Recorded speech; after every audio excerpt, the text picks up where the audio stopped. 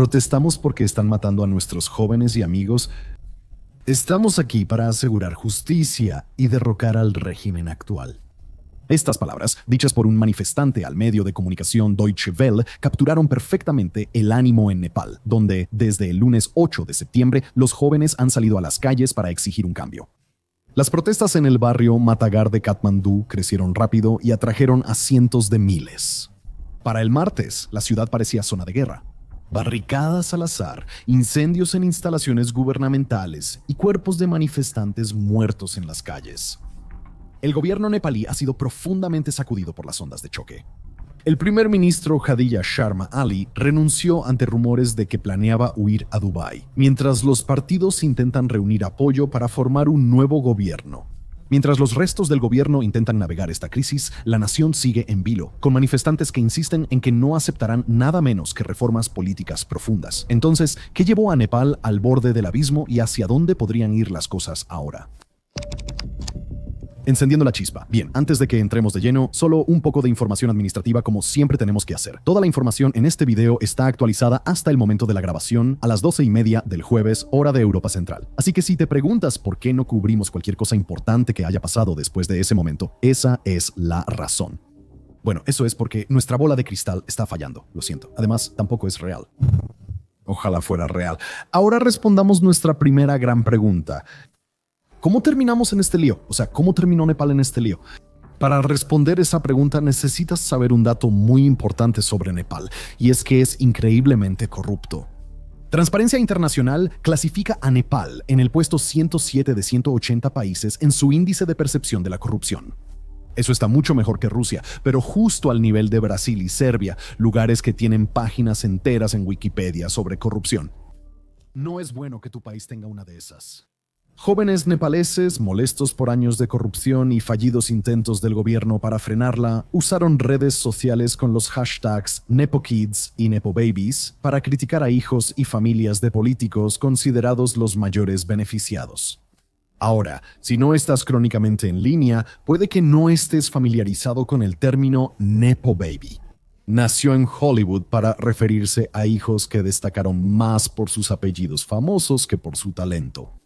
Nepal adoptó la frase, usándola para contrastar las marcadas diferencias entre las vidas de la gente común y los hijos de la élite. El Times de Londres informó que Sargat Thapa, el hijo del político Bindu Thapa, fue uno de los principales objetivos de los hashtags. Una foto de él posando frente a un árbol de Navidad hecho de más de 30 cajas de regalo de lujo de marcas como Cartier, Louis Vuitton y Gucci se volvió viral.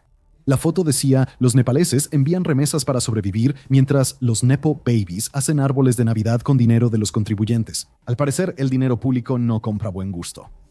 El pie de foto muestra otro aspecto clave de la economía de Nepal, su gran dependencia del dinero que los trabajadores envían desde el extranjero.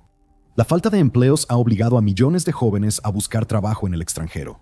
En Hong Kong, impulsan la industria del reciclaje de electrónicos, mientras que en Estados Unidos conforman la comunidad de asiático-estadounidenses de más rápido crecimiento. En 2024, según el New York Times, enviaron de regreso $11,000 millones, lo que representa una asombrosa, el 26% de toda la economía de Nepal. ¿Cómo respondió el gobierno nepalí a la indignación por la corrupción? Bueno, en un mundo perfecto, nos gustaría decirte que emprendieron un viaje de introspección, redujeron la cantidad de publicaciones ostentosas en redes sociales y se dedicaron a arreglar la economía del país para que la gente dependiera menos de las remesas. Desafortunadamente vivimos en un mundo donde nada de eso pasa. El gobierno optó por prohibir redes sociales, creyendo que así se solucionaría la corrupción. Esto fue, y no lo podemos enfatizar lo suficiente, una pésima idea. KPIOS reportó que a inicios de 2025 había 14.3 millones de usuarios activos en redes sociales en Nepal. Esto equivale a aproximadamente la mitad de la población del país. Y para esas personas, el Internet es más que solo memes, es una línea de vida. Citando a la doctora Nayana Prakash, investigadora en Chatham House, ha habido una especie de trivialización de lo que las redes sociales pueden significar para los jóvenes, tanto en esta protesta como en todo el mundo. Las redes sociales no solo sirven para hablar con amigos, también nos conectan con todo tipo de redes sociales, locales y globales. En Nepal, las redes sociales son clave para que jóvenes con habilidades tecnológicas encuentren empleo y gestionen negocios. Para algunos, usar redes sociales era un trabajo. No lo es. Y había algunos temores de que una prohibición detuviera a Facebook de lanzar la monetización de contenido en el país, algo que puede sonar trivial hasta que te das cuenta de que el futuro sustento de algunas personas dependía de ello. Estoy muy consciente. Para ser justos con el gobierno nepalí, no fue una prohibición total de redes sociales. Había pasos que las empresas debían seguir, como registrarse con el gobierno y nombrar a un enlace local para manejar quejas, lo que las eximiría. TikTok, Viber, Nimbus y Popolive hicieron lo mismo. Así que simplemente llamarlo una prohibición de redes sociales le quita mucho matiz. Debemos cuidar de mostrar el punto de vista del gobierno aquí. Desde su perspectiva, no buscaban ser un grupo de viejos regañando a los chicos y sus teléfonos, sino limitar la desinformación y asegurar que plataformas y usuarios fueran responsables del contenido. Le dieron a las empresas de redes sociales solo una semana para cumplir las nuevas reglas. Y entonces comenzaron los bloqueos que para la generación Z se sintieron como un castigo colectivo. Los castigos colectivos suelen causar enojo general. Las protestas desde afuera, es muy tentador ver las protestas en Nepal simplemente como un estallido de enojo por la prohibición de las redes sociales. Sin embargo, eso realmente pierde de vista el punto más amplio. Hablando en exclusiva para Warfronts, la doctora Caroline Mose, académica y experta en gobernanza, opinó que aunque la prohibición de las redes sociales fue el detonante, el arma fue comprada y cargada por la corrupción estatal. Es un punto que los jóvenes han enfatizado. Eugene Raimdari, estudiante de 24 años, dijo a la Agence France Presse: "La prohibición de redes sociales nos impulsó, pero no es la única razón por la que estamos aquí. Estamos protestando contra la corrupción que se ha institucionalizado en Nepal". El primer día, los manifestantes se congregaron en Katmandú alrededor de Metikar Mandala, un monumento que representa la cultura nepalí. Está a 1 kilómetro del Parlamento. Al principio, la protesta fue pacífica, con manifestantes, incluyendo escolares en uniforme, marchando y cantando. Meteor The Statesman reportó que algunos portaban una bandera de One Piece en escenas similares a recientes protestas en Indonesia. Sin embargo, las protestas se acercaron al Parlamento y algunos manifestantes intentaron entrar trepando el muro. Fue entonces cuando, usando un término técnico, todo se descontroló. Una ambulancia fue incendiada y la policía antidisturbios fue atacada con piedras. La policía usó cañones de agua, gas lacrimógeno y munición real.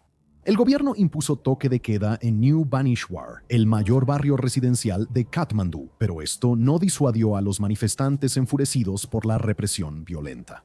Al final del día, al menos 19 personas estaban muertas y más de 300 resultaron heridas. Tras esta masacre, partidos políticos como el Congreso Nepalí, que forma parte de la coalición gobernante del primer ministro Ali, y el Partido Comunista de Nepal, centro maoísta del principal partido de oposición del país, emitieron comunicados exigiendo rendición de cuentas. El comunicado de un miembro de la coalición gobernante indicaba a los observadores regionales que la renuncia del primer ministro era cuestión de tiempo. La coalición de Oli, unida por promesas incumplidas y acuerdos frágiles, fue destruida por las protestas. Después de una reunión de gabinete de emergencia, durante la cual el ministro del Interior, Ramesh Lakak, renunció, el primer ministro Oli emitió un comunicado culpando de la violencia a elementos rebeldes que se habían infiltrado en las protestas. Además, aclaró que el gobierno no se oponía a las demandas de los jóvenes y anunció el fin de la prohibición de las redes sociales. Pero para entonces ya era demasiado tarde. Jóvenes nepaleses muertos en las calles aumentaron el enojo y odio de su generación hacia el gobierno. Considerando eso, lo que pasó después parece inevitable. El martes, los manifestantes volvieron a llenar las calles. A diferencia del lunes, esta vez hubo violencia desde el inicio. Manifestantes incendiaron llantas, lanzaron piedras a la policía y los persiguieron por calles estrechas de Katmandú. Hubo escenas catastróficas cuando manifestantes incendiaron edificios gubernamentales, como el Parlamento y la Corte Suprema. Además, también fueron atacadas estaciones de policía y las casas de los políticos. Luego, los manifestantes se dirigieron a una terminal de un aeropuerto internacional, donde algunos políticos habían sido evacuados para evitar que salieran del país. Algunos aprovecharon el caos para atacar cárceles en todo el país, provocando una fuga masiva de presos. La policía de Nepal calcula que más de 13,000 reclusos huyeron. El rabino Levahan, figura polémica y ex viceprimer ministro, estaba entre ellos. A medida que la violencia aumentaba, el primer ministro renunció y huyó al cuartel de Shiapuri. Sin embargo, su gabinete no tuvo suerte. En un video que se ha vuelto viral, se puede ver al ministro de Finanzas de la Nación, Vishnu Prasad Paldel, corriendo por las calles de Katmandú con decenas de personas detrás de él. Un joven patea al ministro, haciéndolo chocar contra una pared. El ministro rápidamente se levanta y sigue corriendo, y el video se corta. Una vez más, ese es el ministro de Finanzas de la Nación. Videos posteriores muestran que fue capturado, desnudado y golpeado por manifestantes enojados. La violencia no se limitó solo a los funcionarios del gobierno actual. En Dalu, un suburbio de Katmandú, una multitud incendió la casa del ex primer ministro Jalan Nath Kanal, matando a su esposa, quien quedó atrapada dentro. De esta manera, las protestas nepalesas fueron mucho más allá de las que se vieron en Indonesia. Las casas de sus políticos fueron destruidas, pero nadie fue linchado ni quemaron vivos a sus familiares. Así que quizá no debería sorprendernos que la represión en Nepal haya sido mucho más dura. Al darse cuenta de que la policía no podía mantener la paz, el presidente Ramchandra Paudel, quien tiene un papel mayormente ceremonial dentro del sistema parlamentario del país, desplegó al ejército. En pocas horas, la calma volvió a Katmandú, excepto por algunos saqueos aislados. Para la mañana del miércoles, incluso esos focos de desorden habían sido sofocados, dejando la capital tensa pero tranquila y dejando a gran parte del país preguntándose, bueno, ¿qué sigue? ¿Qué sigue para Nepal? Cuando los soldados marchan en crisis políticas, una ansiedad conocida invade a la mayoría de las naciones. ¿Será preludio de un golpe de Estado? Nepal tampoco fue la excepción. Mientras vehículos blindados recorrían Katmandú, los rumores de golpe militar se esparcieron rápidamente. El general Raja Rambasnath, vocero del ejército nepalí, desmintió rápidamente estos rumores. A Republic Television afirmó que el ejército actuaba conforme a la Constitución para normalizar la situación y restaurar la calma, no para tomar el control. Pese a esas garantías, persiste el escepticismo.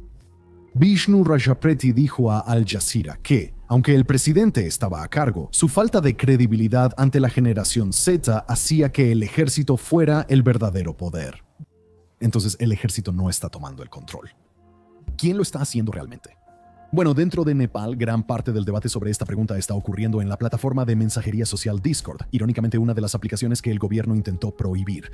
Nuestro equipo accedió a un servidor de Discord donde ocurrían estas conversaciones y vimos en tiempo real los intentos de lograr consenso. En estas conversaciones destacó el nombre de la expresidenta del Tribunal Supremo, Sushila Karki. Karki, una de las juristas más destacadas de Nepal, es reconocida como defensora honesta del Estado de Derecho. Ganó el apoyo de los manifestantes al marchar con ellos y denunciar los asesinatos. Sin embargo, enfrenta un gran obstáculo. Según Yograj Lamachane, profesor asistente en la Universidad Pahari de Nepal, bajo el marco constitucional actual, el próximo primer ministro, incluso uno interino, debe provenir de los miembros actuales del Parlamento. El mismo obstáculo enfrenta Balendra Shah, alcalde de Katmandú y quizá la figura política más influyente de Nepal actualmente. Balan, conocido popularmente así, ha apoyado a Kaki y pedido que el presidente disuelva el Parlamento.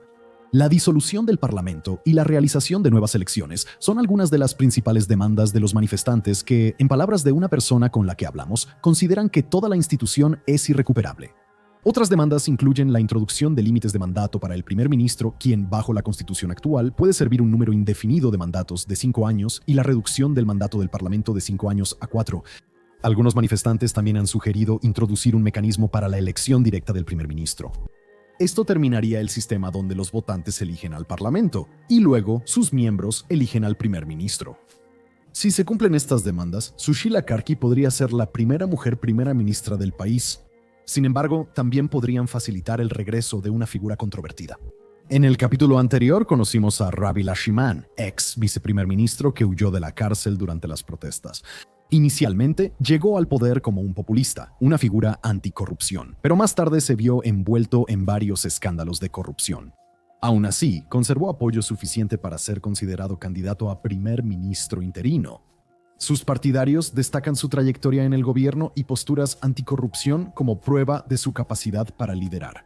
Sin embargo, a pesar de todo su apoyo, las posibilidades de Lamachane de convertirse en primer ministro son prácticamente nulas. Además de las controversias que alejan a los jóvenes, su fuga de prisión plantea dudas constitucionales, éticas y legales. Elevarlo puede socavar la legitimidad de cualquier gobierno de transición y de las protestas. En el trasfondo de estos debates, algunos nepaleses están discutiendo una posibilidad más dramática. El regreso del rey.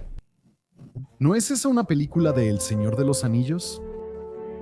Gyanendra Shah, ex monarca depuesto en 2008 cuando Nepal se hizo república, mantiene un grupo leal de seguidores. A inicios de marzo, más de 10.000 simpatizantes se congregaron cerca de la entrada principal del Aeropuerto Internacional Tribhuvan de Katmandú para recibir al rey tras un viaje al oeste de Nepal. Ahora, con el gobierno tambaleándose por el impacto de las protestas, los monárquicos están tratando de impulsar la narrativa de que el rey es el único que puede estabilizar el país. Independientemente de quién se convierta en el próximo líder de Nepal, hay algo absolutamente claro. Deberán cargar con las esperanzas de los manifestantes y el peso de un sistema roto. Y si fallan, los manifestantes han demostrado poder hacerlos rendir cuentas. Viendo el panorama completo. Alejándonos de Nepal, vemos que estas protestas no son únicas. Lo ocurrido en Katmandú refleja movimientos similares en Filipinas, Kenia e Indonesia. Jóvenes filipinos marcharon en Manila contra la corrupción. En Nairobi, la generación Z de Kenia protestó contra una ley financiera y logró que el gobierno la retirara. En Yakarta, estudiantes protestaron en las calles contra los privilegios excesivos de los diputados durante una crisis de costo de vida. Las protestas rosas, como ahora se les llama, tienen el mismo ácido desoxirribonucleico. Jóvenes ciudadanos educados y expertos en tecnología, decepcionados con sistemas que solo sirven a las élites. Y no es un problema que se limite a estos países. En gran parte del sur global, las naciones tienen que lidiar con una población creciente de jóvenes que tienen acceso a Internet y han aprendido de países como Nepal que los gobiernos no son invencibles. ¿Y qué ocurre si todo sigue igual? Si las élites siguen saqueando mientras la gente continúa sufriendo, entonces la próxima ola de protestas rosas está prácticamente garantizada.